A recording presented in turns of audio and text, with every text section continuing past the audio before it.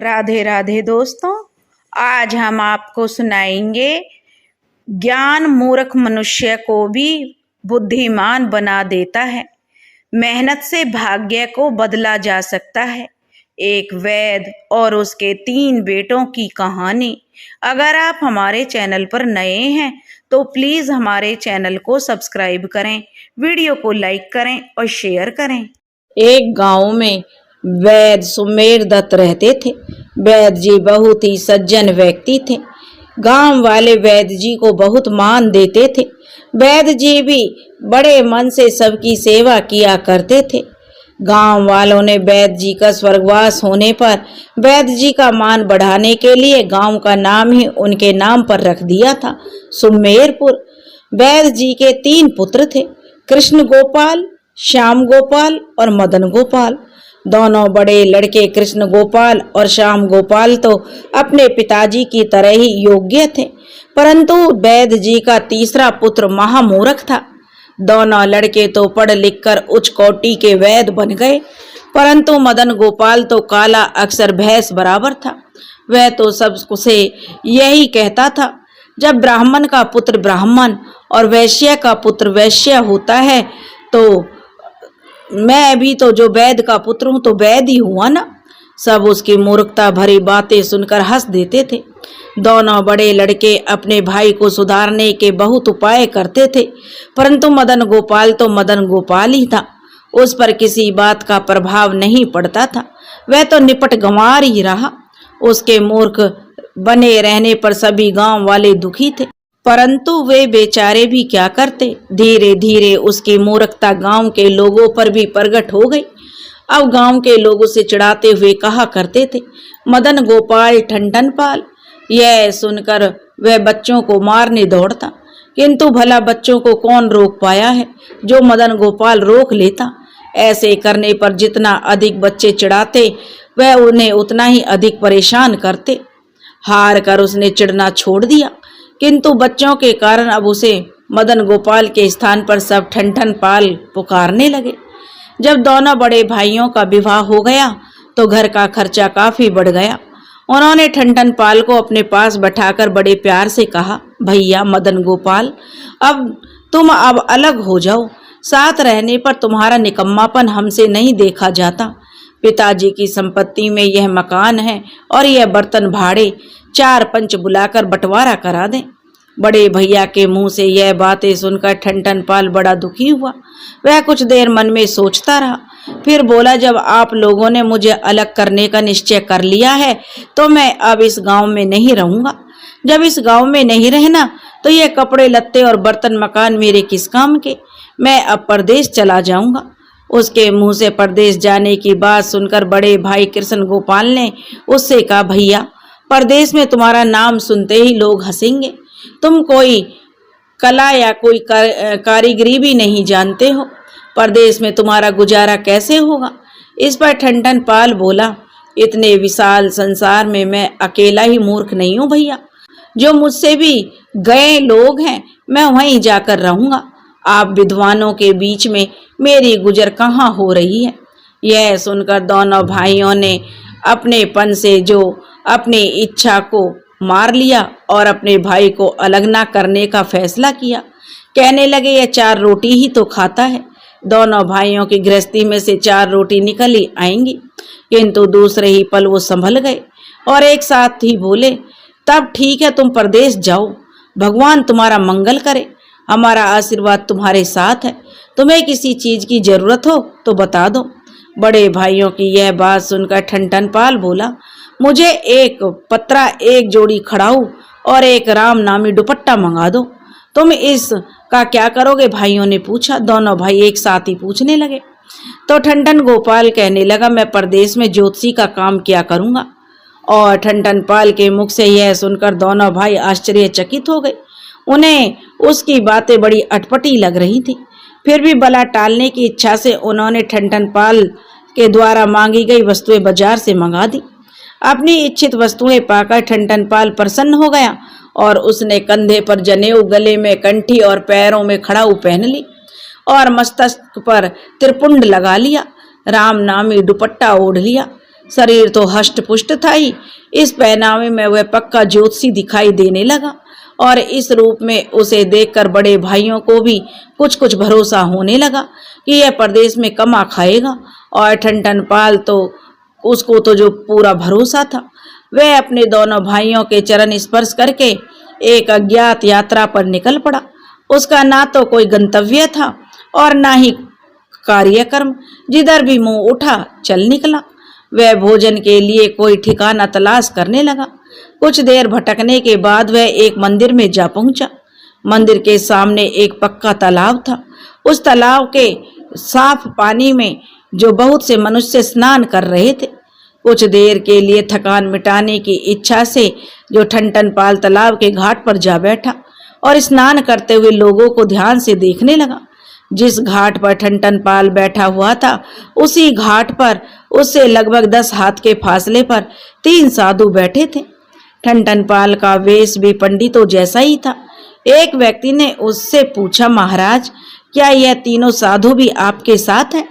ठनठन पाल का ध्यान तो तालाब के पानी की ओर था। उस मनुष्य के प्रश्न पर चौंककर उसने उन तीनों साधुओं की ओर देखा।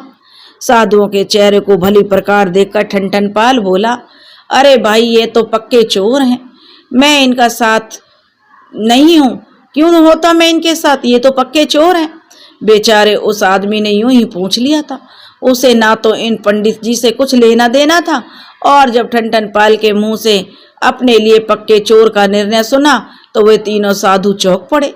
उनमें से एक साधु उठकर ठनठन पाल के पास आया और उसने अपने साथियों के पास उससे चलने का आग्रह करने लगा। उसका आग्रह सुनकर ठनठन पाल डर गया। वह सोचने लगा, शायद उन साधुओं ने मेरी बात सुन ली है और यह मेरी पिटाई करेंगे। यह व्यर्थ की बात कह देने के लिए वह मन में पछतावा करने लगा, किंतु मुंह से निकली बात वापस तो नहीं आ सकती थी। वह हिम्मत करके साधु के साथ चल पड़ा और जैसे ही वह साधु के पास पहुंचा, साधुओं ने बड़े आदर पूर्वक उसे अपने पास बिठाया और उनमें से एक साधु ने धीरे से ठनठन पाल से पूछा, पंडित जी, आपने हमको कैसे पहचान लिया? साधुओं की यह बात सुनकर ठनठन पाल ने सोचा, अवश्य ही ये लोग चोर हैं, यहाँ वह रौब से बात करनी चाहिए। यह सोचकर वह बोला, मेरी वेशभूषा नहीं देख रहे हो? मैं पक्का ज्योतिषी पंडित हूँ। अपनी जेब से पत्रा निकालकर ठनठन पाल साधुओं को दिखाते हुए उसने कहा, मेरे इस पत्रा में पूरी दुनिया का भूत, भविष्य और वर्तमान लिखा हुआ है। ठनठन पाल के मुंह से यह सुनकर साधु बड़े प्रसन्न हुए। उसे आदर पूर्वक मंदिर में ले गए। वहां उसे भरपेट मिठाई खिलाई और पेट भर जाने पर जब उसने डकार ली और भगवान को धन्यवाद देते हुए कहा, प्रभु, आप तो कुछ कहते हैं, अच्छा ही करते हैं जो करते हैं। ठनठन पाल को भोजन कराने के बाद साधुओं ने ठनठन पाल के चरण पकड़कर 51 रुपये भेंट देकर निवेदन किया, पंडित जी महाराज, आज रात को हम सेठ छेदीमल के यहाँ चोरी करने जा रहे हैं। कोई अच्छा सा मुहूर्त पत्रा में देखकर बताइए। ठनठन पाल पढ़ा लिखा तो था नहीं, वह बेचारा पत्रा देखना क्या जाने, फिर भी कुछ तो करना ही था। उसने अपनी जेब से पत्रा निकाला और उसे उल्टा पकड़कर पन्ना उलटने लगा। सौभाग्य की बात यह थी कि साधु बने चोर भी अनपढ़ थे, नहीं तो ठनठन पाल का वहीं भंडाफोड़ हो जाता। कुछ देर तक पन्ना पलटने के बाद ठनठन पाल ने कहा, तुम्हारे ऊपर आज शनिचर की दशा चल रही है। संकट को हटाने के लिए यह यज्ञ करना जरूरी है। बिना यज्ञ के सफलता नहीं मिलेगी, परंतु अब तो यज्ञ का समय है नहीं। साधु कहने लगे, हम यज्ञ कल करा लेंगे। चारों चोर कहने लगे, जैसे तुम्हारी मर्जी। ठनठन पाल बोला, कल सवेरे 10 बजे यहीं मंदिर पर जो यज्ञ करा लेना, मैं आपको यहीं मिलूंगा। चोरों से इतना कहकर ठनठन पाल बस्ती की ओर चल दिया। बस्ती में पहुंचकर उसने सेठ छेदीमल का पता लगाया और वहां जा पहुंचा। सेठ जी साधु, सन्यासी और विद्वानों का आदर करते थे। जब उन्होंने अपनी दुकान पर एक त्रिपुंडधारी पंडित को देखा तो उसका स्वागत किया। उसके जो स्वागत से प्रसन्न होकर ठनठन पाल ने कहा, सेठ जी, मैं आपके ऊपर बहुत प्रसन्न हूँ। आपने मेरा स्वागत सत्कार किया है, तो मैं भी आपकी लाभ की बातें आपको बताए देता हूँ। सेठ जी बोले, क्या? तो वह प्रसन्न होते हुए सेठ जी ने ठनठन पाल से पूछा कि क्या महाराज, आप मुझे क्या बताना चाहते हैं? ठनठन पाल बोला, आज आपके यहाँ सेठ जी चोरी करने को चोर आएंगे, सावधान रहना। हाँ, एक बात और है, उन चोरों की पिटाई चाहे जितनी कर लेना, परंतु उन्हें पकड़ना नहीं। सेठ जी यह सुनकर प्रसन्न हो गए और बोले, मेरे अहोभाग्य, जो आप जैसे विद्वान पंडित मेरे यहाँ पधारे। अब तो आपको 2-4 दिन यहीं रुकना पड़ेगा और यहीं रहकर कृपा करनी पड़ेगी। मैं अपने दोनों लड़कों की कुंडली आपसे ही तैयार करवा लूंगा। कुंडली का नाम सुनते ही ठनठन पाल की नानी मर गई। अब वह सोचने लगा, अब क्या होगा। कुंडली बनानी तो उसे आती ही नहीं थी। वह बेचारा क्या जानता था कि यह कुंडली क्या बला है। हंसकर वह सेठ जी से बोला, सेठ जी, मैं तो एक दिन से अधिक कहीं नहीं ठहरता हूँ। आप कुंडली किसी दूसरे पंडित से तैयार करा लेना, मैं तो चलता हूँ। बिना कुछ याचना किए चलने को जाने को देखकर जो कि बहुत उतावले हैं महाराज, और 4-6 दिन ठहराने के लालच को ठुकराने की बात सुनकर उस पर जो ठनठन पाल का बड़ा प्रभाव पड़ा सेठ जी पर। वह हाथ जोड़कर उससे बोला, खैर कोई बात नहीं पंडित जी, मैं तो जन्म कुंडली तो किसी दूसरे पंडित से बनवा लूंगा, परंतु अब रात होने को है, आज तो मैं आपको नहीं जाने दूंगा। आप एक दिन तो ठहर ही सकते हैं। यह तो ठनठन पाल चाहता ही था। उसने सेठ जी की बात स्वीकार करते हुए कहा, हाँ, आपकी यह बात मैं मान लेता हूँ सेठ जी, किंतु सवेरे 8 बजे जरूर चला जाऊंगा।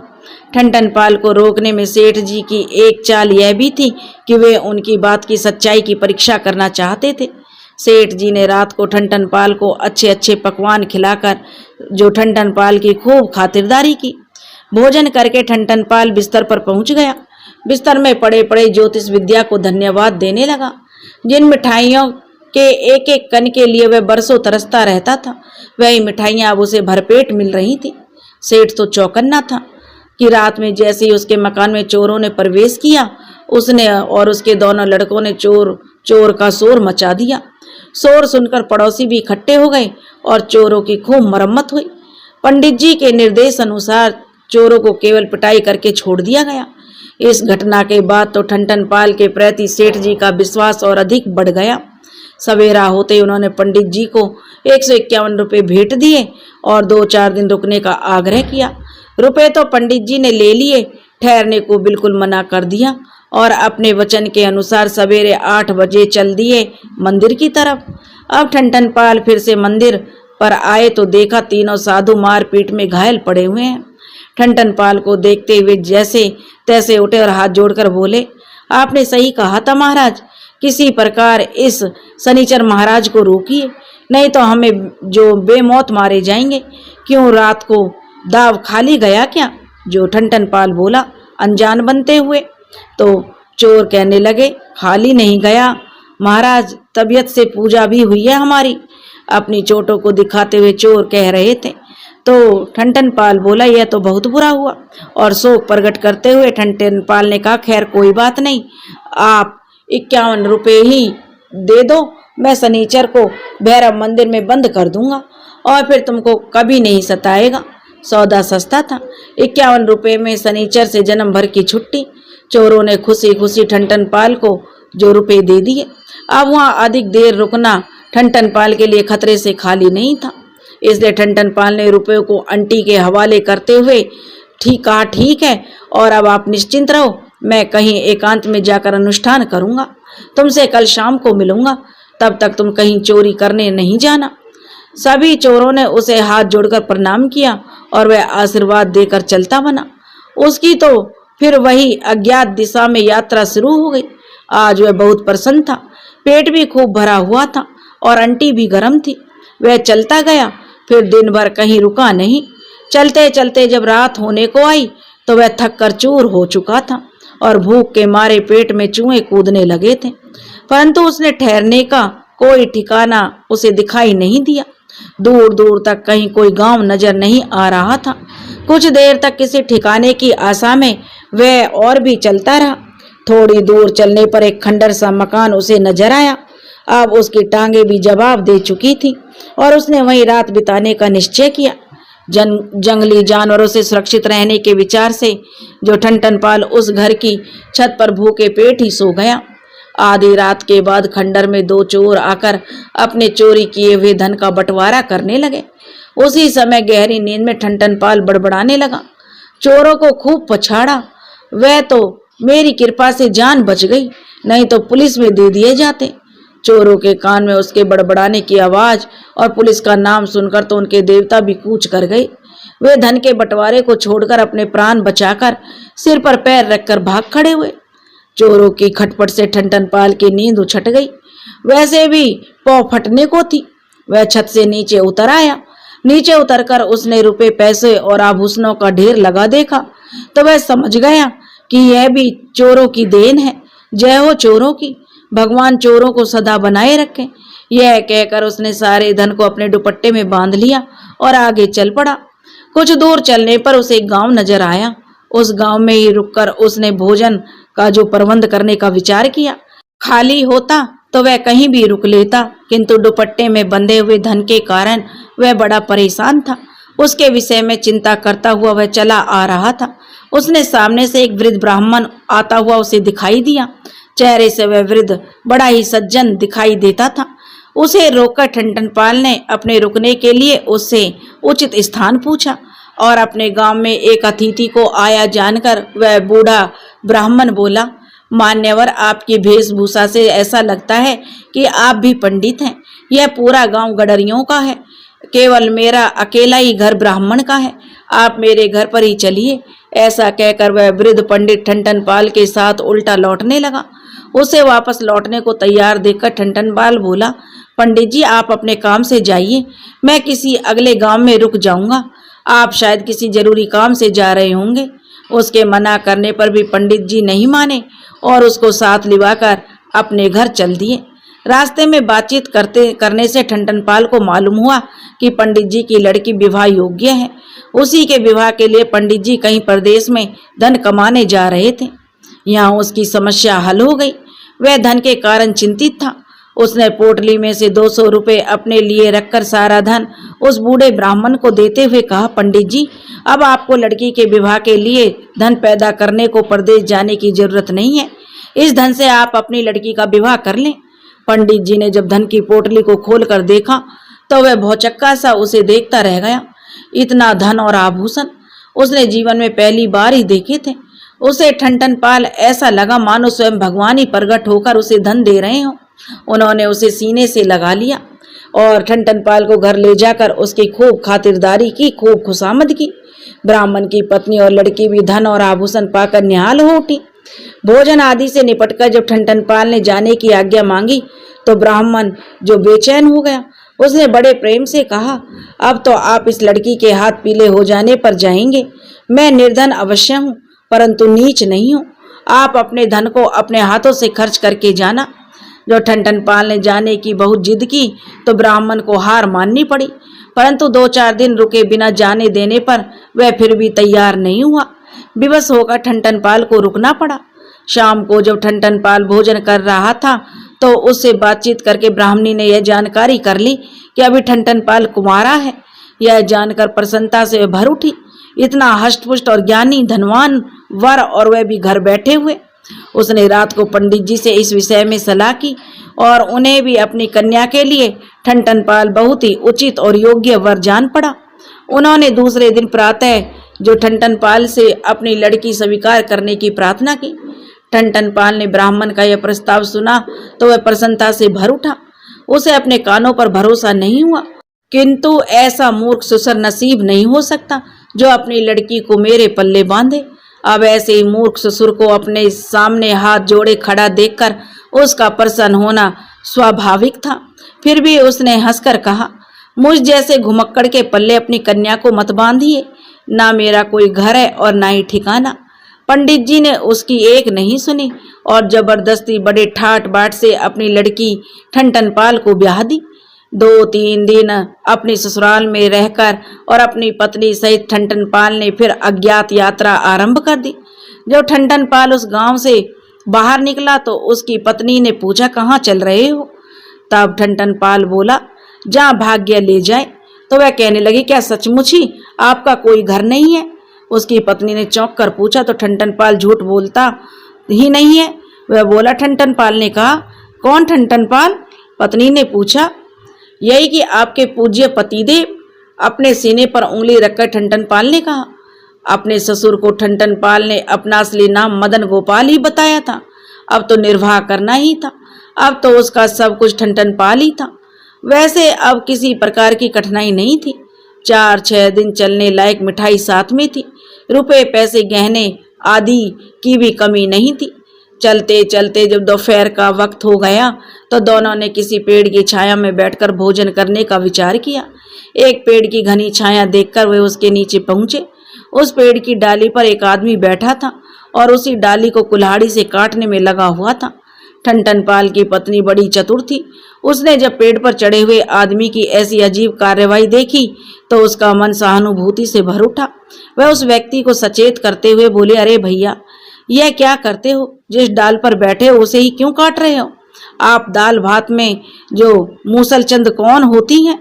वह आदमी कहने लगा, और यह कुल्हाड़ी मेरी है और पेड़ भी मेरा है।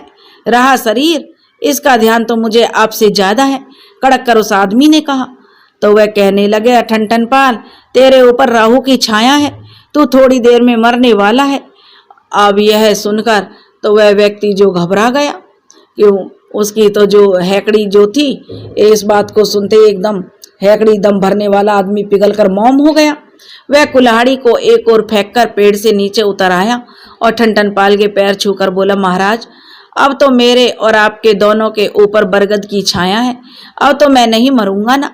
तो ठनठन पाल ने उस आदमी से कहा, हाँ, अब तू नहीं मरेगा, और उस आदमी को एक लड्डू दिया और स्वयं भी पत्नी सहित भोजन किया। ठनठन पाल से लड्डू लेकर वह आदमी बड़ा प्रसन्न हुआ। वह ठनठन पाल से अपने गांव को चलने का आग्रह करने लगा। ठनठन पाल तो इसी ताक में था कि भोजन करके उस आदमी के साथ चल पड़ा। जब वह गांव के समीप पहुंचा तो क्या देखते हैं, 2 आदमी बड़े बड़े संदूकों को खोलकर धूप में खड़े हैं। इस विचित्र कार्य को देखकर ठनठन पाल की पत्नी ने पूछा, आप लोग संदूक को इस प्रकार खोलकर क्यों खड़े हैं? तब वो बोले, बहन जी, हमारे मकान में बहुत अंधेरा रहता है, इसलिए थोड़ी सी रोशनी संदूक में भरकर ले जा रहे हैं। उन आदमियों ने उत्तर दिया तो उनके मूर्खतापूर्ण उत्तर को सुनकर जो ठनठन पाल की पत्नी जो खिलखिलाकर हंस पड़ी। उसने अपने पति के कान में कहा, यहाँ इस गांव में तो एक से बढ़कर एक मूर्ख मिल रहे हैं। तब वह कहने लगा, चिंता मत करो, इस गुण में तुम्हारे पति देव को कोई मात नहीं दे सकता। पत्नी की बात सुनकर मुस्कुराकर ठनठन पाल ने अपनी पत्नी को उत्तर दिया, वैसे हमको जरूरत भी ऐसे ही लोगों की है। ठनठन पाल कहने लगा, मुझ मूर्ख आदमी का ऐसी जगह ही गुजारा हो सकता है। और ठनठन पाल के मुख से यह बात सुनकर उसकी पत्नी मुस्कुरा पड़ी।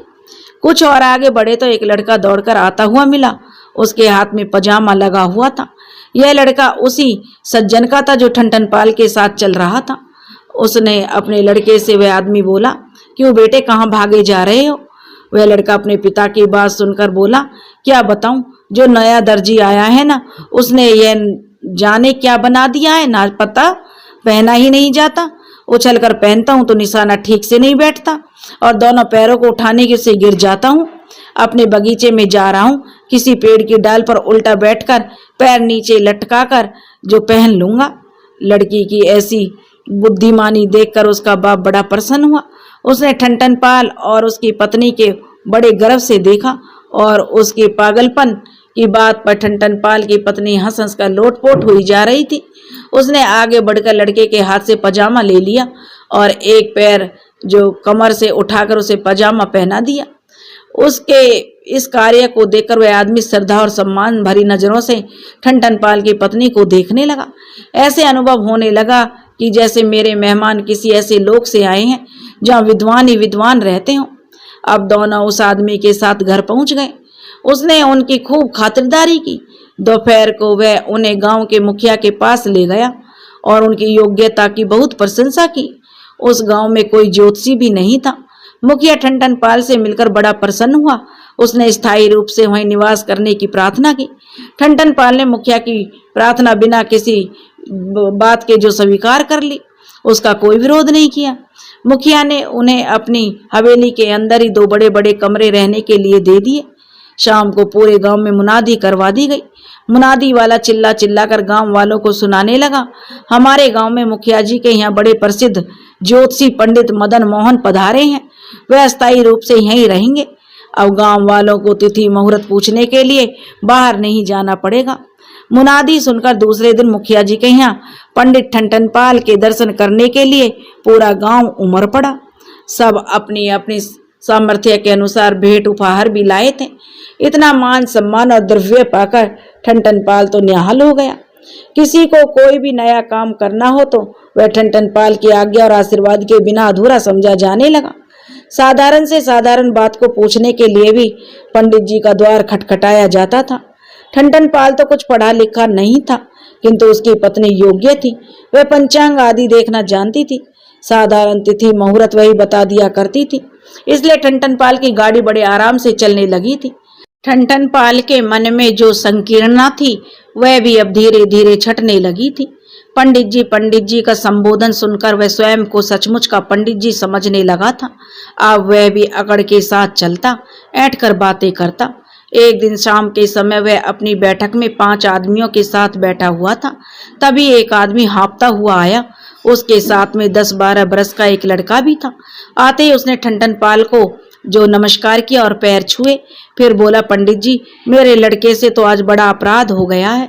उसने गांव के पश्चिम वाले अंधकूप में से एक कबूतर पकड़ लिया है। उस आदमी का इस प्रकार शोर मचाना ठनठनपाल को बड़ा बुरा लगा। उसने बिना सोचे विचारे ही उस आदमी से कह दिया, तो इस लड़के को भी उस अंधकूप में डाला, यहाँ क्यों चिल्ला रहा है? पंडित जी की बात सुनकर वह आदमी सन्न रह गया। उसे क्या पता था पंडित जी इतना बड़ा दंड देंगे। इससे तो अच्छा था पंडित जी को पूछने ही नहीं आता। परंतु अब क्या हो, इधर देखे तो कुआं, उधर देखे तो खाई। यदि लड़के को कुआं में डालता है तो कैसे डाले, और यदि पंडित जी की आज्ञा नहीं मानता तो कहीं पंडित जी श्राप न दे डालें। वह कुछ देर तक इसी प्रकार दुविधा में सोचता विचारता रहा। अंत में उसने लड़के को कुआं में डालने का निश्चय किया और उसी समय कुएं पर पहुंचकर उसने लड़के को धकेल दिया। जाड़े का समय था। लड़का कुछ देर तक रोता रहा, किंतु अब रोने चिल्लाने का कोई मतलब नहीं था। वह कुएं के एक कोने में सिकुड़कर सो गया। आधी रात के बाद कुएं में धम की आवाज के साथ कोई चीज आ गिरी। उसकी आवाज सुनकर लड़का जाग पड़ा। उसने टटोल कर देखा, वह बड़े से चादर में बंधी हुई कोई भारी सी पोटली थी। कड़ाके की सर्दी पड़ रही थी। लड़का ठंड से ठिठुर रहा था, तो उसने सोचा सबसे पहले चादर खोलकर अपने ऊपर ओढ़ लिया, क्योंकि ठंड से बचना था। ओढ़ने से उसे गहरी नींद आ गई। अब वह सूरज निकलने तक सोता रहा। कुछ चोर एक पड़ोसी गांव में चोरी करके आए थे। उनके पीछे पुलिस लग गई थी, इसलिए वह चोरी किए हुए माल को जल्दी से इस कुएं में डाल गए थे।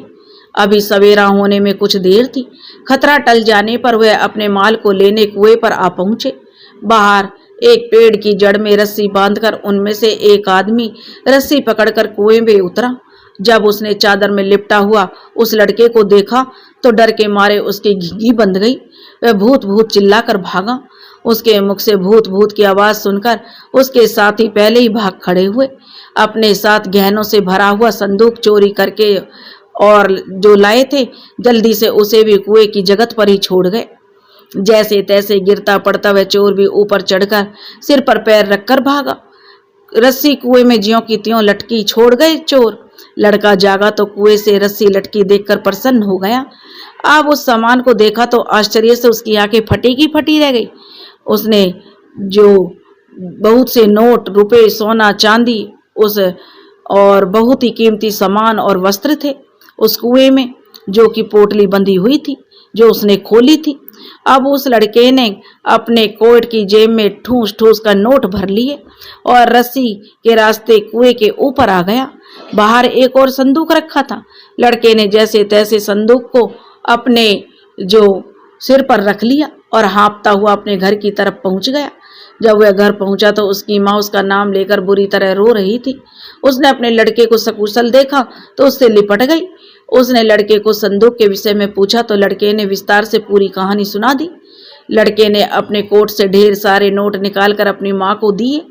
उसकी माँ ने इतनी दौलत अपने जीवन में कहाँ देखी थी। वह तो आंखें फाड़ फाड़ कर धन को देखने लगी। अचानक उसे अपनी आंखों पर विश्वास नहीं हुआ। उसे ऐसे लगा मानो वह कोई सपना देख रही हो। अपनी माँ को इस प्रकार हक्का बक्का देखकर वह लड़का बोला, अरे माँ, यह तो कुछ भी नहीं है। अभी तो बहुत से रुपए और आभूषण कुएं में पड़े हैं। लड़के के मुंह से यह सुनकर वह अपने पति के पास खेत पर गई और उसे बुलाकर लाई। रास्ते में उसने सारी दास्तान अपने पति को सुना दी। इस पर उसका पति बोला, देख लो पंडित मदन गोपाल की करामात, तू यूं ही मरी जा रही थी। मैं ना कहता था हमारे लड़के का बाल भी बांका नहीं हो सकता। यह पंडित जी नहीं, साक्षात ईश्वर का अवतार है। मैंने ऐसा कहाँ सोचा था। वह कहने लगी, मेरे कलेजे के टुकड़े को जब आप अपने हाथों से कुएं में धकेल आए तो मैं तो यही समझ बैठी थी मेरा लड़का मौत के मुंह में चला गया। तब वह कहने लगा, अरे पगली, बड़ों की माया बड़े ही समझते हैं। अब मैं कुएं से वह सामान समेट लाऊं, तब तक पंडित जी को भेंट देने चलेंगे। इतनी बातों में उनका घर आ गया। उसने भी लड़के को प्यार किया और उसके साथ लेकर उसे कुएं पर जा पहुंचा। रस्सी लटकी हुई थी। उसने कुएं में उतरकर सारा सामान बांध लिया। सामान इतना अधिक था कि दोनों पिता पुत्र बड़ी कठिनाई से उसे ला पाए। सामान को घर लाकर अपनी पत्नी से उसने कहा, चलो पंडित जी को जो भेंट देकर आते हैं। ठनठन पाल के प्रति तो उसकी पत्नी को वैसे ही बड़ी भक्ति भावना थी। इस पर अब तो उसने ही छप्पड़ फाड़ कर दौलत दी थी। वह अपने पति के निर्देश के साथ ही चलने को तैयार हो गई। एक बड़े से थाल में ढेर सारे रुपए आभूषण लेकर वे वहां पहुंचे। जैसे ही ठनठन पाल ने पत्नी सहित उस आदमी को देखा तो वह भय से कांप गया। उसे रात की घटना याद आ गई। अब उसने उस लड़के को कुआं में धकेलने की आज्ञा जो दी थी। वह सोचने लगा, कहीं यह कमबख्त सचमुच ही तो धक्का नहीं दे आया था। अब पति पत्नी ठनठन पाल के बिल्कुल समीप पहुंच चुके थे। थाल को एक ओर रखकर दोनों ने बारी बारी से पंडित जी के चरण स्पर्श किए। पंडित जी ने उन्हें आशीर्वाद दिया। उनके चेहरे से प्रसन्नता टपक रही थी, इसलिए ठनठन पाल की चिंता जाती रही। जब पंडित जी ने हाथ जोड़कर आशीर्वाद दिया तो उस आदमी की पत्नी ने कहा, महाराज, आपके आशीर्वाद से हमको इतना मिला कि 7 पीढ़ी तक खाएं तब भी समाप्त नहीं हो सकता। उसके इस कथन का अर्थ ठनठन पाल की समझ में बिल्कुल नहीं आया। फिर भी वह ज्योतिषियों के हथकंडे सीख गया था, इसलिए उसने अपने दोनों हाथ जोड़कर कहा, सब नीली छतरी वाले की माया है। नीली छतरी वाले और काली छतरी वाले हमारे लिए तो आप ही सब कुछ हैं। वह कहने लगी। इतना कहकर उन्होंने प्रारंभ से अंत तक की सारी घटना ठनठन गोपाल को सुनाई और कहा, यह तुच्छ भेंट स्वीकार करें पंडित जी, और प्रार्थना की कि ये भेंट को स्वीकार कर लीजिए और हम पर अपना आशीर्वाद बनाए रखें। सवेरे सवेरे ही इतना धन प्राप्त हो जाने से ठनठन पाल की बाछें खिल गईं। जय हो नीली छतरी वाले की कहकर उसने थाल की भेंट स्वीकार कर ली। पंडित जी को प्रसन्न देखकर जो उन पति पत्नी का मन भी संतुष्ट हो गया। उन्होंने पंडित जी के चरणों में प्रणाम किया और पंडित जी ने आशीर्वाद देकर उन्हें विदा किया। इस घटना के बाद ठनठन पाल की 5 उंगलियां घी में रहने लगी। कोई पंडित जी का आशीर्वाद लिए बिना यदि कोई छोटा मोटा काम ही कर लेता तो मुखिया उसकी जान को आ जाते। एक किसान इनके बिना पूछे ही एक जोड़ी बैल खरीद कर लाया। बातों बातों में कुछ लोगों को इस बात का पता लग गया कि वह बिना पंडित जी से पूछे ही बैल खरीद लाया है। बस फिर क्या था, यह खबर बिजली की भांति पूरे गांव में फैल गई। यह सुनते ही मुखिया जी का पारा 7वें आसमान पर चढ़ गया। उसने तुरंत अपने नौकर को उस किसान को बुलाकर लाने को भेजा। मुखिया का आदेश पाते ही वह किसान फौरन उनके दरबार में हाजिर हुआ। उसे देखते मुखिया ने गुर्रा कर कहा, भाई घसीटा, यह बात अच्छी नहीं है। तुम बैलों की जोड़ी खरीदने गए तो मुहूर्त तो पूछ लिया होता। यदि यह बैल पूरे गांव के लिए अमंगलकारी हो जाए तो तुम क्या करोगे। वह बेचारा गरीब आदमी था, पूरे गांव को ठेका कैसे लेता। मुखिया जी ने नम्रता पूर्वक बोला। वह कहने लगा, हाथ जोड़कर मुखिया जी, भूल हो गई। अब पंडित जी से पूछकर इसका प्रायश्चित करा डालिए। वो जो भी दंड देंगे मैं भरूंगा। उसकी बात सुनकर मुखिया प्रसन्न हो गया। उसने पंडित जी को बुलाकर उसका प्रायश्चित कराने को कहा। पंडित जी ने गंभीर होकर कहा, शास्त्रों में इस अपराध का भारी दंड लिखा है, परंतु मैं अपनी शक्ति से इसे घटाकर कम किए देता हूँ। तुम रात को बैलों को खुला छोड़ दो, उनके पीछे पीछे तुम इसी तरह भागते रहो। आधी रात होने पर अपने बैलों को बांध कर ले आओ। ऐसा करने से बैलों के सिर से ही और तुम्हारे सिर से सारा पाप दूर हो जाएगा। इस साधारण दंड को सुनकर वह किसान प्रसन्न हो गया। उसने पंडित जी को प्रणाम और मुखिया जी से जो गुहार की कि वह अपने घर चला जाए। रात होने पर उसने ठनठन पाल को बताया और बैल जो ठनठन पाल ने उससे कहा था उसके अनुसार किया। उसने बैलों को खोल दिया। बैल नए नए आए थे, इसलिए अपने पहले मालिक के गांव की ओर चलने लगे। कभी वो खेतों में खड़े हुए अनाज में मुंह मारने लग जाते, तो कभी झूम झूम कर मस्ती से चलने लगते, तो कभी कुलांचे भरने लगते। उनके पीछे पीछे बेचारा किसान वैसे ही चलने लगा। ठीक आधी रात के समय बैल अपने स्वामी के मकान पर पहुंच गए। संयोग की बात ऐसी हुई, उसी समय उसके घर में चोर चोरी कर रहे थे। चोरों को शायद यह पता लग गया कि वह बैल को बेचकर रुपया लाया है। वह उन्हें ही चुराने आए थे। जैसे ही बैलों ने द्वार खटखटाया, चोर 9-2-11 हो गए। बैलों की आहट को सुनकर उनका पुराना स्वामी जाग गया। उसने किवाड़ खोले तो अपने बैलों के द्वार पर खड़े पाया। बैलों के पीछे पीछे उनका नया स्वामी आ गया। उसने प्यार से बैलों को अंदर घर में किया और फिर उसके स्वामी की खातिर खुशामद करने के लिए बिस्तर लगाया। जब वह उसके बिस्तर लगा रहा था, तभी उसकी नजर चोरों द्वारा लगाई गई सेंध पर गई। चोरों ने घर के सभी मूल्यवान वस्तुएं बांध ली थी। बस ले जाने भर की देर थी। यदि वह किसान बैलों को लेकर नहीं पहुंचता तो चोर उसके पूरे घर का सफाया कर जाते। यह देखकर बैलों का पुराना मालिक बार बार उनका एहसान मानने लगा। उसने उसे 500 रुपया इस काम का पुरस्कार भी दिया। अब तो उस किसान ने मन में भी ठनठनपाल की धाक जम गई। वह बारंबार अपने मन में यही सोचने लगा कि अवश्य ही पंडित जी कोई देवदूत है। वहां से लौटकर किसान ने जब मुखिया जी को संदेश सुनाया तो वह फूल कर कुप्पा हो गया। उसने अपने आप से ही उसी समय पंडित जी ठनठनपाल को 51 रुपए और एक पगड़ी भेंट की। इस बात की चर्चा समूचे गांव में आग की भांति फैल गई। तब से सभी लोग पंडित जी का और भी अधिक आदर करने लगे। इस घटना के थोड़े दिनों बाद ही एक और घटना घट गई। उस गांव का एक गडरिया था जिसका नाम भीकू था। उसने जंगल में से एक छोटी सी पहाड़ी पर अपनी झोपड़ी बनाई। जब वह झोपड़ी बना चुका तो उसे पंडित जी और मुखिया का ध्यान आया। वह दूसरे ही दिन जो हाँफते हाँफते पंडित जी के पास पहुंचा और गिड़गिड़ाकर अपने अपराध का बखान करने लगा। पंडित जी ने जब उसके मुंह से सुना कि उसने झोपड़ी तैयार कर ली है तो वह उस पर बुरी तरह टूट पड़े। बोले, अरे कमबख्त, जब तुझे पहले होश नहीं रहा तो अभी उल्टे पैरों से वापस लौट जा और झोपड़ी में आग लगा दे। पंडित जी का यह आदेश पाकर तो गडरिया के प्राण ही सूख गए। पूरा तन मन लगाकर उसने जैसे ही झोपड़ी तैयार की थी उसे ही पंडित जी जलाने को कह रहे थे। थोड़ी देर तक उससे कोई उत्तर नहीं बन पाया। वह बहुत ही कातर दृष्टि से ठनठनपाल के चेहरे की ओर देखने लगा। उसके इस प्रकार देखने से पंडित ठनठनपाल का गुस्सा और भी अधिक बढ़ गया। वे झल्लाकर बोले, यहाँ खड़ा खड़ा मुझे क्यों घूर रहा है? जल्दी से जा और झोपड़ी में आग लगा दे। यह सुनकर वह कांपते हुए बोला, उसमें से सामान को निकाला जाए या सामान सहित आग लगा दी जाए? सामान सहित आग लगा दो। ठनठनपाल इतना कहकर अपने घर में घुस गया और अपनी झोपड़ी में उस व्यक्ति ने जाकर आग लगा दी। उस पहाड़ी के नीचे अज्ञात सोने का भंडार दबा हुआ था। जब झोपड़ी में आग लगी तो वह उसकी गर्मी से पिघल पिघल कर ऊपर आ गया। थोड़ी देर में वह पूरी झोपड़ी के स्थान पर चमाचम सोना दिख रहा था। यह देखकर गडरिया की प्रसन्नता का ठिकाना नहीं रहा। वह तो तुरंत दौड़ा दौड़ा पंडित जी के पास यह समाचार देने पहुंचा। सुनते ही ठनठनपाल हक्का बक्का रह गया। वह मुखिया जी को लेकर उस पहाड़ी पर उस सोने को देखने गया। सोने के विशाल भंडार को देखते ही उसकी छाती पर सांप लौटने लगा। वह बार बार अपने मन में यही सोचने लगा, मैं दूसरों को ही धनवान बनाता जा रहा हूँ और स्वयं इन लोगों की भीख पर निर्भर रहता हूँ। क्यों नहीं मैं अपना ही भला कर लेता। गडरिया ने उस सोने में से काफी सोना लेकर ठनठनपाल को भेंट किया। ठनठनपाल का मन कहीं दूसरी जगह खोया हुआ था। मन मारकर ही उसने वह भेंट स्वीकार की और मुखिया के साथ वापस लौट आया।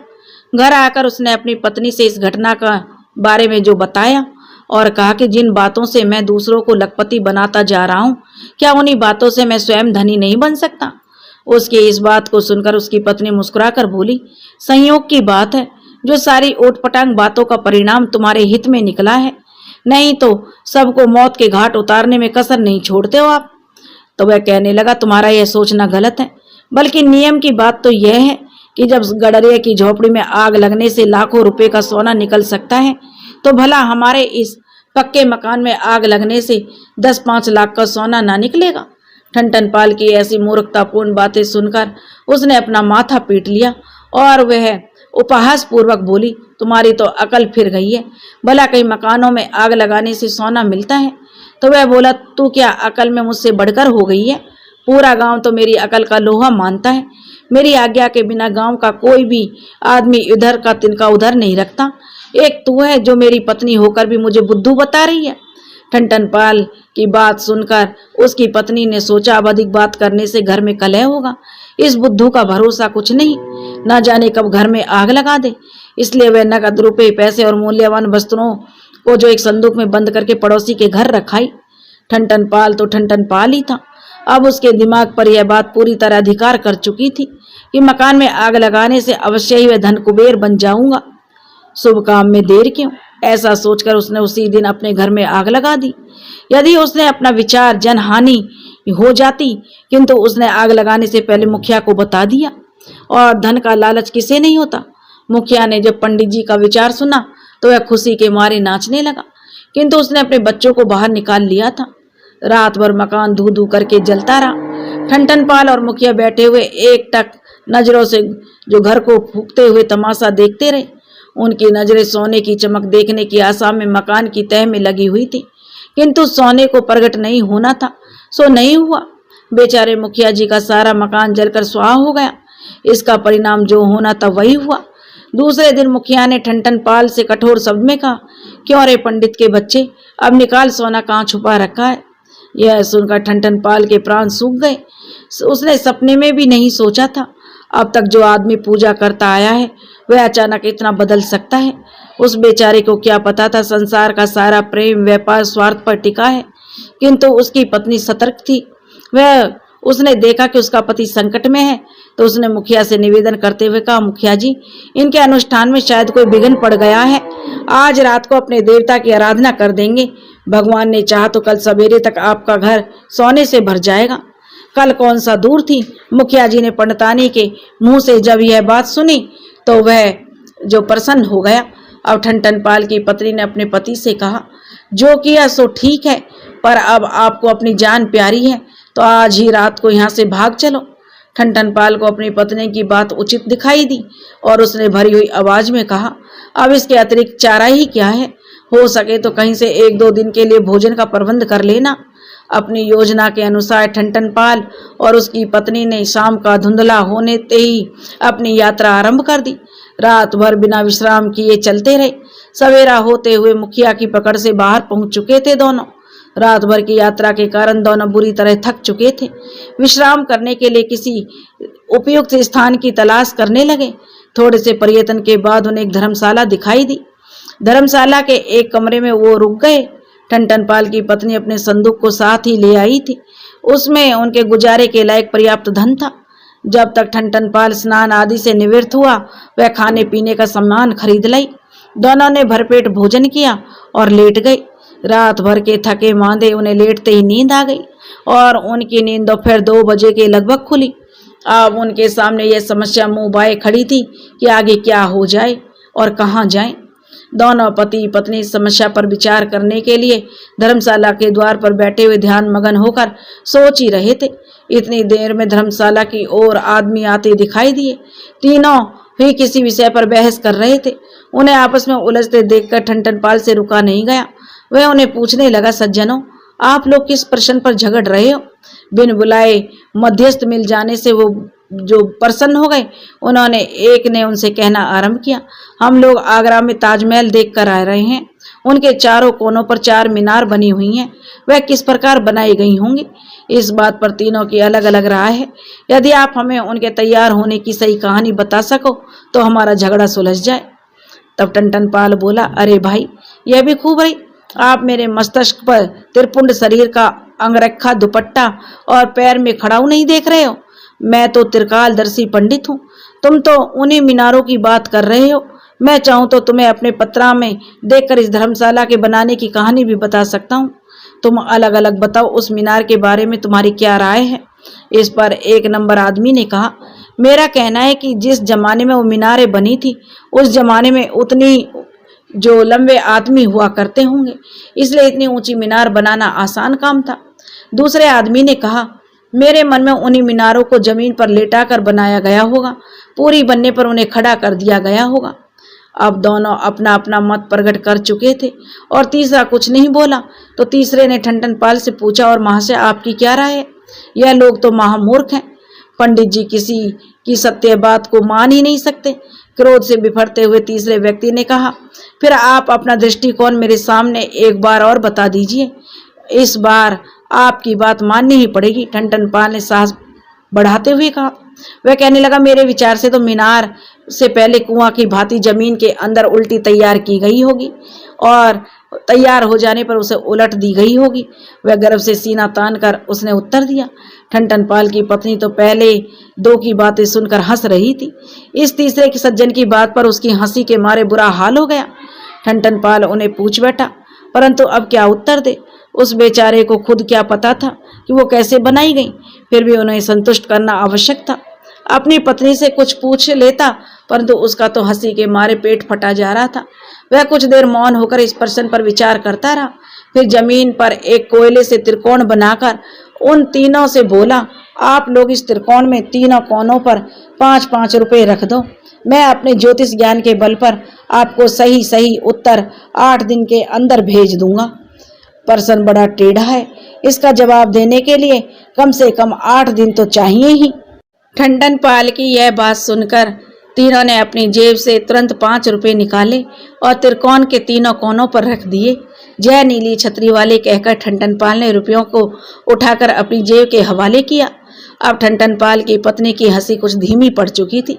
उसने ठनठन पाल के पास मुंह ले जाकर धीरे से कहा, इनसे कह दो आगरा के पागलखाने में रह जाओ, अपने आप मीनार बनाने का ज्ञान हो जाएगा। पत्नी की बात सुनकर ठनठन पाल मुस्कुराकर धीरे से ही बोला, जिस गांव में ऐसे ऐसे महापुरुष निवास करते हैं, निसंदेही वहां और भी इनके भाई बहन मिल जाएंगे, क्यों ना इनके गांव चलकर ही रहा जाए। बात अवसर के अनुकूल थी। ठनठन पाल की पत्नी को 101 पैसे खरी सच लगी। उसने तुरंत स्वीकृति दे दी। उसने अब उन आदमियों से स्वयं ही पूछा, आप कौन से गांव से हैं? वे बोले, यहाँ से 8 किलोमीटर दूरी पर हमारा गांव पागलपुर है। उन्होंने उत्तर दिया तो उनके गांव का नाम तो बड़ा ही सार्थक था उनके अनुसार। ठनठन पाल की पत्नी मुस्कुराकर बोली, हमारे पंडित जी बड़े अच्छे ज्योतिषी हैं, यदि आपके गांव में कोई ज्योतिषी ना हो तो हम आपके साथ चलें। ज्योतिषी कोई नहीं है, वो बोले, परंतु गांवों में ज्योतिषी का क्या काम, यह तो शहरों में ही शोभा पाते हैं। हाँ, यदि पंडित जी कुछ वैदक जानते हो तो हमारे गांव में चल सकते हैं। तीनों ने एक स्वर में पंडिताइन की बात का उत्तर दे दिया। वैद? पंडित जी बोले, वह तो हमारा खानदानी पैसा है। मुझे तो ऐसे ऐसे नुस्खे आते हैं जो मरे हुए आदमी को भी दे दिए जाए तो जिंदा हो जाए, और सोते हुए आदमी को दे दिया जाए तो वो बैठ जाए, और बैठा हुआ आदमी ले ले तो दौड़ने लग जाए। ठनठन पाल इतना सब कुछ एक ही सांस में कह गया। उन मूर्खों को अनायास ही ऐसे वैदराज को पा जाने की बड़ी प्रसन्नता हुई। अब वो ठनठन पाल से अपने गांव चलने का आग्रह करने लगे। ठनठन पाल तो जाने के लिए तैयार बैठा था, वह उनके साथ ही चल पड़ा। गांव में पहुंचने पर उन्होंने पंडित जी की विद्वानता को बढ़ा चढ़ाकर वर्णन किया। सभी गांव वाले ठनठन पाल को पाकर बड़े प्रसन्न हुए। वैद्य जी के विषय में ठनठन पाल तो बिल्कुल शून्य था, किंतु उसकी पत्नी ने घोट पीसकर कुछ चूरन चटनियां तैयार कर ली। दूसरे ही दिन वैद्यराज जी की वैद्य जी की वैदिक का जो चर्चा चल निकली। ठनठन पाल के भाग्य का सितारा कुछ तेज था। वह जिस मरीज को भी दवा देता वही भला चंगा हो जाता। उसका यश पूरे गांव में फैलने लगा। यश के साथ साथ धन भी बरसने लगा। एक दिन उसके यश के सितारे भी थोड़े से कलंक कालिमा भी लग गई। एक कुमार के लड़के को निर्दोष हो रहा था। वह सब जगह से निराश होकर ठनठन पाल के पास आया और उसे चिकित्सा कराने लगा। ऐसे भारी रोग को ठनठन पाल जैसा मूर्ख भला क्या चिकित्सा करता। रोग दिनों दिन बढ़ता ही गया और कुमार के लड़के की दशा बिगड़ती गई। ऐसी अवस्था में एक दिन जब कुमार के लड़के को देखने वह पहुंचा तो वह कुमार पर बिगड़ कर बोला, तुमने मरीज को कुछ खिला दिया है, आप खिलाने की बात कहते हैं। कुमार कहने लगा, महाराज यह तो पानी के 2 घूंट भी बड़ी कठिनाई से पीता है। तब वह बोला, परंतु इसकी नारी तो साफ बोल रही है कि तुमने इसे कुछ खिलाया है। ठनठन पाल ने बड़े विश्वास पूर्वक कहा। वह कहने लगा, जब आप नहीं मानते तो आप ही बताइए हमने क्या खिलाया है। कुमार ने हथियार डालते हुए कहा। तो उसने कहा, तुमने इसे गधा खिलाया है। बड़े गर्व से सीना तान कर ठनठन पाल बोले। अब कुमार समझ गया कि वैद्यराज तो महामूर्ख है। उसने ठनठन पाल को अनेक अपशब्द कहते हुए घर से निकाल दिया। घर पहुंचकर उसने अपनी पत्नी को सारी घटना सुनाई। यह सुनकर उसकी पत्नी ने अपना माथा पीट लिया। कहीं गधे भी खाए जाते हैं, बताने से पहले कुछ सोच तो लिया होता। खींचकर उसकी पत्नी ने जो ठनठन पाल से कहा, तो वह कहने लगे, मेरे पिताजी का सिद्धांत झूठा तो नहीं रहना चाहिए। मरीज की चारपाई के नीचे पड़ा हुआ गधे का बोरा मैंने अपनी आंखों से देखा था, ठनठनपाल ने कहा। तो उसकी पत्नी ने पूछा, इसमें सिद्धांत क्या हुआ? तब वह कहने लगा, ठनठनपाल, जब मैं छोटा था तो एक बार पिताजी के साथ मरीज देखने चला गया। पिताजी ने मरीज की नाड़ी पर हाथ रखकर यही कहा था कि इसकी नाड़ी बता रही है कि तूने भुने हुए चने खिलाए हैं। उनकी जो बात का मरीज के घर वालों ने स्वीकार भी कर लिया था। रास्ते में मैंने पिताजी से पूछा, पिताजी आपने नाड़ी देखकर चने की बात कैसे बता दी? तो उन्होंने कहा था कि सारी बातें नाड़ी से ही नहीं जानी जाती, कुछ आसपास के वातावरण को देखकर भी पता चल जाती हैं। मरीज की चारपाई के नीचे चने के छिलके पड़े हुए थे, जिन्हें देखकर मैंने बताया था। उसी सिद्धांत के आधार पर मैंने गधों के बोरे को देखकर गधे का खाना बताया। यह सुनकर उसकी पत्नी हंसते हंसते लोटपोट हो गई, कहने लगी, धन्य हो धनवंतरी महाराज, अच्छा हुआ जो बेचारे कुम्हार को गधे खाने से ही जो बला टल गई। यदि चारपाई के नीचे पत्थर के टुकड़ा पड़ा होता तो बैदराज जी यही कहते कि पहाड़ खिला दिया है। यही कहते हैं ना। जैसे तैसे हंसी दबाकर वह ठनठनपाल की पत्नी ने कहा। ठनठनपाल बेचारा भौचक्का होकर उसे देख रहा था। उसकी समझ में हंसी का कोई कारण नहीं था, फिर भी अर्धांगिनी को हंसते देखकर वह मुस्कुरा पड़ा। इस घटना के बाद ठनठनपाल के सम्मान और रोजगार दोनों में गिरावट आ गई। लोग उसे नीम हकीम मानने लगे, परंतु फिर भी छुटपुट ग्राहक आते ही रहते थे। उस दिन ठनठनपाल एक मरीज को देखने गए हुए थे। घर पर केवल पंडिताइन थी। तभी एक घसियारी अपनी धूप में गर्म हुए खुरपे को लेकर आ पहुंची। पंडिताइन से बोली, पंडित जी कहाँ गए हैं? तब पंडिताइन बोली, वो तो मरीज को देखने गए हैं, तुझे उनसे क्या काम था? तो वह कहने लगी, मुझे भी अपना मरीज दिखाना था। रुआसी होकर घसियारी बोली। वह बोली, पंडिताइन तुम्हारा मरीज कहाँ है? मुझे घर का पता बताओ, घर जाने पर आ जाएंगे तो पंडित जी को तुम्हारे घर भेज दूंगी। तब वह घसियारी बोली, मेरा मरीज तो मेरे साथ है। घसियारी ने अपने खुरपे को पंडिताइन के सामने पटकते हुए कहा, इससे बड़ा तेज बुखार आ गया है, यदि आप ही कुछ दवा दारू दे दें तो मैं घास खोदने चली जाऊं।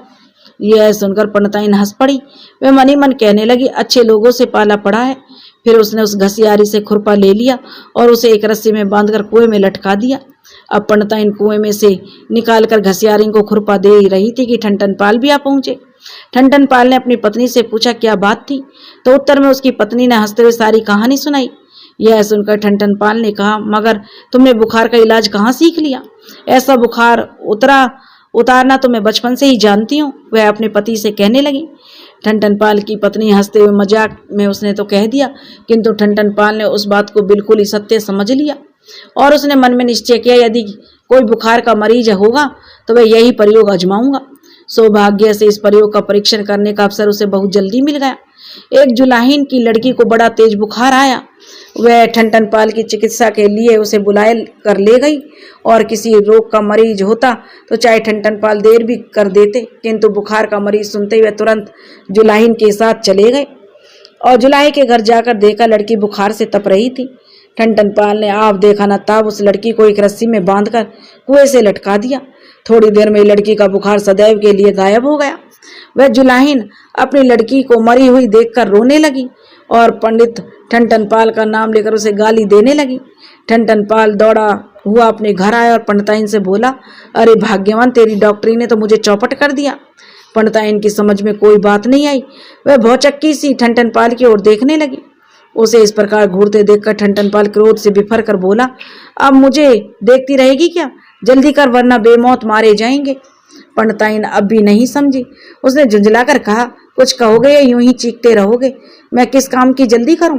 अब ठनठनपाल को अपनी भूल मालूम हुई। उसने हाँफते हुए सारी कहानी कह सुनाई और जल्दी से गांव छोड़ने को कहा। पंडिताइन ने अब उस गांव में रहना उचित नहीं समझा और वहां रहने पर अब धंधे और सम्मान की आशा तो समाप्त हो गई थी। जुलाहिन कोई बवंडर ना खड़ा कर दे, उसका भय और था। उसने अपने घर की आवश्यक वस्तुओं को 2 संदूकों में भरा और अपने पति के साथ लेकर तुरंत ही गांव छोड़ दिया। दोनों पति पत्नी गांव के बाहर आकर सोचने लगे, अब कहाँ चला जाए। ठनठनपाल को तो कभी भी सोचने विचारने की आवश्यकता हुई नहीं थी। जिधर मुंह उठा उधर ही चल दिया। किंतु उसकी पत्नी अब इधर से उधर घूमने से तंग आ चुकी थी। वह विचार पूर्वक निश्चय करके ही कहीं जाना चाहती थी। वह कहने लगी, मुझे भूखा मरना मंजूर है, परंतु तुम्हारे गांव या अपने गांव में सलाह लेने नहीं जाऊंगा। ठनठनपाल ने पत्नी से कहा, और अपने पति के मुंह से यह स्वाभिमान भरे वचन सुनकर उसकी पत्नी गर्व से फूली उठी और उसे बड़े आनंद का अनुभव हुआ। वह मनी मन स्वयं को भी धिक्कारती हुई सोचने लगी, क्या वह यदि वह अनपढ़ है, मैं तो पढ़ी लिखी हूँ, विवाह को हुए कई बरस बीत गए हैं, यदि मैं चाहती तो इतने दिनों में इन्हें पढ़ा लिखा सकती थी, किंतु मैंने इस ओर कभी ध्यान ही नहीं दिया। छल कपट पूर्वक सीधे साधे और मूर्ख लोगों को ठगकर हम मौज करते रहे। इन बातों को सोच सोचकर उसकी आंखों में पश्चाताप के आंसू आ गए। ठनठनपाल ने सोचा कि वह संकट के कारण रो रही है। वह उसे दिलासा देता हुआ बोला, अरे पगली, रोती क्यों है? मूर्खता के लिए बदनाम गधे और उल्लू भी हंसकर जीते हैं, फिर मैं तो मनुष्य हूँ, मूर्ख हूँ तो क्या हुआ? केवल पेट भरने के लिए जीना गधों और उल्लुओं को ही शोभा दे सकता है, मनुष्यों को नहीं। वह कहने लगी, जब तक आप विद्वान नहीं बन जाते तब तक आप मनुष्य की कमाई नहीं कर सकते। मैं आपको विद्वान बनाऊंगी। ठनठनपाल की पत्नी ने बड़ी ओजस्वी वाणी में कहा। इस बात को सुनकर ठनठनपाल हंस पड़ा और बोला, अपने भाग्य में यदि विद्या होती तो बचपन का लंबा समय यूं ही थोड़े बीत जाता। कठिन परिश्रम से ही भाग्य की रेखाएं भी बदली जाती हैं। वह कहने लगी, बार बार की रगड़ से कोमल रस्सी कठोर पत्थर पर भी निशान बना देती है। मनुष्य का पसीना पत्थर को धूल में बदलने की शक्ति रखता है। अब मैं आपको बताए हुए मार्ग पर नहीं चलूंगी, बल्कि आप मेरे पीछे पीछे चलेंगे। ठनठनपाल की पत्नी ने जो एक आदेशात्मक लहजे में कहा तो वह कहने लगा, ठनठन गोपाल, ठीक है, मुझे मंजूर है। चोरी करने से मुझे बड़ा भय लगता है। तुम्हारे कहने पर भी चोरी तो करूंगा नहीं, सिर्फ तुम जो आज्ञा करोगी सर आंखों से बजाऊंगा। मुस्कुराकर ठनठनपाल ने कहा, अब तक उन्हें एक पुत्र रतन की प्राप्ति भी हो चुकी थी। ठनठनपाल की पत्नी के पास पर्याप्त धन था। ठनठनपाल को इसका ज्ञान नहीं था। उसकी पत्नी ने निश्चय किया कि आगे कोई भी अच्छा और बड़ा सा गांव देखकर वहीं रुक जाएगी और वहां 1-2 बरस रहकर अपने पति को पढ़ाएगी। ऐसा निश्चय करके वह चल पड़ी और 3 दिन लगातार यात्रा करते रहने के बाद उन्होंने अनुकूल उनके रहने लायक गांव मिल गया। उस गांव के निवासी बड़े सभ्य और मिलनसार थे। गांव के मुखिया से मिलकर ठनठनपाल की पत्नी ने कहा, मुखिया जी, मैं आपके गांव में 2 बरस रहकर अपने पतिदेव की शिक्षा पूरा करना चाहती हूँ। यदि आप हमारे रहने के लिए थोड़े से स्थान का प्रबंध करा सकें तो आपकी बड़ी कृपा होगी। मुखिया जी उस महिला की बातें करने के ढंग और ठनठनपाल के जो चेहरे को देखकर बड़ा प्रभावित हुए। उसने तुरंत ही उनके रहने का प्रबंध कर दिया। ठनठनपाल की पत्नी ने उसी दिन से अपने पति को पढ़ाना आरंभ कर दिया। कमाई की तो उसे चिंता नहीं थी। 2 बरस का खर्च आसानी से चल सकता था, इतना उसके पास जमा पूंजी थी। वह दिन रात एक एक करके पति को पढ़ाने में जुटी रहती। प्रारंभ में तो उसे बड़ी कठिनाई आई, किंतु 1 महीने में ठनठनपाल को पढ़ाई में रुचि उत्पन्न हो गई। अब वह भी मन लगाकर पढ़ाई में डूबा रहता। ठनठनपाल की पत्नी सोचने लगी, यदि अपने पति के साथ गांव की 30-40 लड़कियों को उसके पास पढ़ने को तैयार कर लिया और ऐसा होने से उसके कमरे में एक कन्या पाठशाला का रूप ले लिया। पंडिताइन मन लगाकर पढ़ाती थी और लड़कियों से स्नेह भरा बर्ताव करती थी, जिसे जल्दी ही पूरे गांव में उसका यश फैल गया और लड़कियां उसके पास पढ़ने आती थी। धीरे धीरे पंडिताइन की पाठशाला में लड़कियों की संख्या बढ़ने लगी। छात्राओं के बढ़ने के साथ ही उसकी आमदनी भी बढ़ने लगी। अब उसको जीवन यापन का में जो कोई कठिनाई नहीं थी। लगभग 1 बरस में ही कठिन परिश्रम और लगन के कारण ठनठनपाल का ज्ञान काफी बढ़ गया। अब उसकी पत्नी ने पाठशाला में लड़कों का प्रवेश भी चालू कर दिया। इन लड़कों को अब ठनठनपाल पढ़ाने लगे। लड़कों को पढ़ाई आरंभ करने से ठनठनपाल को अब दोहरा लाभ होने लगा। अपना अभ्यास बढ़ता था और साथ ही कुछ अधिक लाभ भी होता। जब विद्यार्थियों की संख्या और बढ़ गई तो उनका कमरा छोटा पड़ने लगा। पंडिताई ने मुखिया जी के समक्ष अपनी कठिनाई रखी तो मुखिया जी उन दोनों से बड़े प्रभावित थे। इसलिए शीघ्र ही विद्यालय के लिए अलग अलग भवन बनाया जाने लगा। पंडिताइन के पास काफी धन था, इसलिए उसने भी विद्यालय के भवन के लिए बहुत सा धन दान में दिया। उनकी इस कार्यवाही के कारण गांव में उनका सम्मान और बढ़ गया। अब ठनठनपाल और उनकी पत्नी ने अस्थायी रूप से इसी गांव में बसने का निर्णय कर लिया। इसलिए उन्होंने विद्यालय के भवन के साथ ही अपना एक मकान भी बनवाना आरंभ कर दिया। विद्यालय का भवन और उनका मकान दोनों बनकर तैयार हो गए। विद्यालय के उद्घाटन के लिए किसी कर्मकांडी पंडित की आवश्यकता हुई। पंडित उस गांव में कोई नहीं था। मुखिया ने यह कठिनाई पंडिताइन को बताई तो पंडिताइन ने अपने पिताजी के नाम का निर्देश दे दिया। दूसरे दिन पंडिताइन के गांव से उसके पिताजी को बुलाने के लिए आदमी भेज दिया गया। जब ठनठन पाल के ससुर अपने दामाद और पुत्री की उन्नति का समाचार सुना तो वह फूला नहीं समाया। उसने मुखिया जी के आदमी का खूब सत्कार किया और उसके साथ चल दिया। ठनठन पाल की पत्नी अपने पिता से मिलकर बड़ी खुश हुई। उसने पति के विषय में सारी बातें अपने पिताजी को बताकर वर्तमान में उन्नति से भी परिचित कराया। अपनी पुत्री को सुखी अवस्था में देखकर वे प्रसन्नता से भर उठे।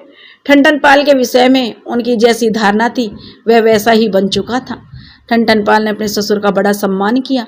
उसे मुखिया जी से मिलाकर बड़े विशाल समारोह के साथ विद्यालय का उद्घाटन किया। ठनठन पाल के ससुर का स्वभाव अत्यंत ही विनम्र, बातचीत का ढंग सभ्यतापूर्ण और व्यक्तित्व प्रभावशाली था। मुखिया जी उससे मिलकर अत्यंत प्रसन्न हुआ। मुखिया ने उन्हें अपने गांव में पधारने का हार्दिक धन्यवाद दिया और समय समय पर भविष्य में अपने गांव पधारते रहने की प्रार्थना की। मुखिया जी ने विनय भरी बातें सुनकर ठनठन पाल के ससुर को बड़ा हर्ष हुआ। उसने फिर आने का आश्वासन दिया और मुखिया जी से विदा मांगी। मुखिया जी ने उन्हें शहर से विदाई दे दी। विदा करते समय उसे बहुत सी सामग्री और तरह तरह के मूल्यवान वस्त्र उपहार में दिए। अब विद्यार्थियों की ख्याति ने अपने गांव की सीमा के बाहर भी पैर फैलाना आरंभ कर दिया। ठनठन पाल और उसकी पत्नी के अतिरिक्त और भी कई अध्यापक अध्यापिकाएं विद्यालय में नियुक्त किए गए। दोनों पति पत्नी की सर्वत्र प्रशंसा होती थी। उन्होंने आकर मानो गांव का भाग्य ही बदल दिया हो। आसपास के कई गांवों में विद्यार्थी भी वहां शिक्षा ग्रहण करने के लिए आने लगे। इससे गांव का यश और गौरव कई गुना बढ़ गया। शिक्षा में विशेष रुचि पैदा हो जाने के कारण अब ठनठन पाल ने अपने पैर तक व्यवसाय का अध्ययन भी आरंभ कर दिया। चिकित्सा शास्त्र में उत्तम ग्रंथों को पढ़ना और औषधियां बनाना आरंभ कर दिया। कुछ दिनों के कठिन परिश्रम से उसने चिकित्सा शास्त्र पर भी अपना पूरा अधिकार कर लिया। अब ठनठन पाल के मन की भावना समाप्त हो गई। वह स्वयं ही अपने को मदन गोपाल कहलाने का अधिकारी समझने लगा, किंतु मन के किसी कोने में अपने गांव में पहुंचकर ठनठन पाल कहलाने की अभिलाषा अभी भी छुपी हुई थी। एक बार वह अपने गांव पहुंचकर अपने बड़े भाइयों को दिखा देना चाहता था कि मदन गोपाल से ठनठन पाल के रूप में आने वाला आपका छोटा भाई फिर से मदन गोपाल कहलाने का अधिकारी बन गया है। उसने कई बार गांव जाने का विचार किया, किंतु यहाँ का भारी विस्तार हो जाने के कारण उसे समय नहीं मिल सका। उचित अवसर की प्रतीक्षा वह करने लगा और उसने अपने समय के अनुसार आगे बढ़ने का निश्चय किया। उसके कठिन परिश्रम को देखकर उसकी पत्नी भी आश्चर्यचकित थी। वह उसके पति की गिनती उच्च कोटि के वैद्यों में होने लगी थी। कुछ दिनों बाद गांव के मुखिया का बड़ा लड़का बीमार हुआ तो मदन गोपाल ने सावधानी पूर्वक चिकित्सा की, किंतु कोई लाभ नहीं हुआ उसका। तब आसपास के अनेक गांव के में जो मदन गोपाल की टक्कर का कोई वैद्य नहीं था। जब उसकी चिकित्सा से लाभ नहीं हुआ तो मुखिया जी बहुत चिंतित हुआ। स्वयं मदन गोपाल भी कम चिंतित नहीं था। भरपूर प्रयत्नों के बाद भी वह रोग का निर्णय नहीं कर सका था। ऐसे ही अवसर पर उसे अपने दोनों बड़े भाइयों कृष्ण गोपाल और श्याम गोपाल की याद आई। उसने उसी दिन मुखिया जी से विचार करके उसके पुत्र की चिकित्सा के लिए अपने दोनों भाइयों को लाने का निश्चय किया। निश्चय के अनुसार वे दूसरे ही दिन अपने भाइयों को बुलाने चल पड़ा।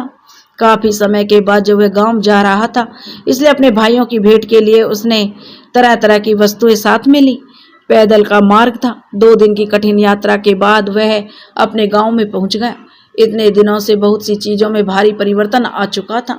उसके सामने जो बच्चे थे वो किशोर हो गए थे, किशोर युवा हो गए थे और युवा बुढ़ापे की ओर बढ़ने लगे थे। लोगों को बड़ी कठिनाई से पहचान पाया। विद्या और गौरव ने ठनठन पाल से मदन गोपाल बनाने के साथ ही उसका रूप भी बदल गया था। गांव में उसे कोई ना पहचान सका। जिसे भी उसने अपने नाम ठनठन पाल से परिचय दिया वही चौंक गया। उसका ठनठन पाल वाला रूप पूरी तरह बदल चुका था। गांव के बहुत से लोगों से मिलता हुआ जब वह अपने घर पहुंचा तो वह देखता है और जान गया कि उसके पीछे भाइयों की आर्थिक दशा बिगड़ गई है। अंदर जाकर अपने दोनों भाइयों से मिला। निर्धनता के प्रकोप के कारण दोनों भाई बड़े ही दुर्बल हो गए थे, जबकि मदन गोपाल का स्वास्थ्य और सुंदरता बढ़ गई थी। छोटे भाई को बहुत दिनों बाद वापस आया देखकर दोनों भाइयों का गला भर आया। वो काफी देर तक गले लगकर प्रेम से आंसू बहाते रहे। रात को तीनों भाइयों में बातचीत का दौर चला। परस्पर सब दुख सुख की बातें हुई। ठनठन पाल को इस रूप में देखकर दोनों भाई बड़े प्रसन्न थे और आश्चर्यचकित भी। अपने भाइयों की दशा देखकर मदन गोपाल ने भी जो दुख प्रकट किया। आपस में मिलकर बीते समय की जानकारी के बाद मदन गोपाल ने अपना असली मकसद बताया कि मैं आप दोनों को लिवाने आया हूँ। भैया, जहाँ मैं रहता हूँ वहाँ के मुखिया का लड़का किसी भयंकर रोग से पीड़ित है। मैं चाहता हूँ उसकी चिकित्सा आप दोनों के हाथों से हो। दोनों भाइयों का धंधा रोजगार तो वैसे भी थम सा गया था। वे बहुत ही दिनों से कहीं इधर उधर जाने का विचार कर ही रहे थे। मदन गोपाल का यह प्रस्ताव सुनते ही वो चहक उठे। घर पर 10-20 दिन के लिए आवश्यक सामग्री रखकर वे दोनों मदन गोपाल के साथ चले गए। अपने दोनों भाइयों सहित मदन गोपाल सबसे पहले मुखिया जी के घर पहुंचा और उसके लड़के को अपने बड़े भाइयों को दिखाया। उन्होंने मुखिया जी के लड़के की परीक्षा की तो उनकी समझ में रोग का निदान आ गया। उन्होंने तुरंत ही चिकित्सा आरंभ कर दी। मुखिया जी के लड़के को दवा दिलाने के बाद मदन गोपाल उन्हें अपने घर ले गया। मदन गोपाल के विशाल भवन और सुशिक्षित पत्नी को देखकर उनके हर्ष का जो ठिकाना नहीं रहा, बड़ी खुशी का कोई ठिकाना नहीं था कि उसका भाई और उसकी पत्नी इतनी गुणवती हैं, इतनी सुशील और संस्कारी जो उसके भाई की पत्नी है। अपने भाई की उन्नति देखकर वो गदगद हो गए। जब उन्होंने उसके बड़े मकान के आगे एक बाग में औषधि निर्माणशाला देखी तो वे और आश्चर्यचकित रह गए, क्योंकि मदन गोपाल ने अपनी वैद्यक संबंधी जानकारी का भेद उन्हें नहीं बताया था। उन्हें इस प्रकार चकित देखकर मदन गोपाल ने पूछा, इस प्रकार क्या देख रहे हो भैया?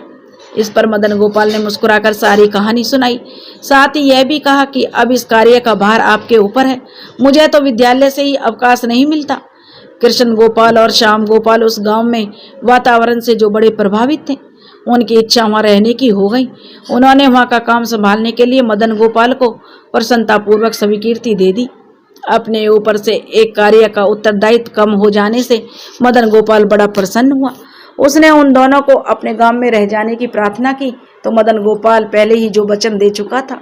उन्होंने जब मुखिया जी को अपना निश्चय बताया तो वे भी बहुत खुश हुए।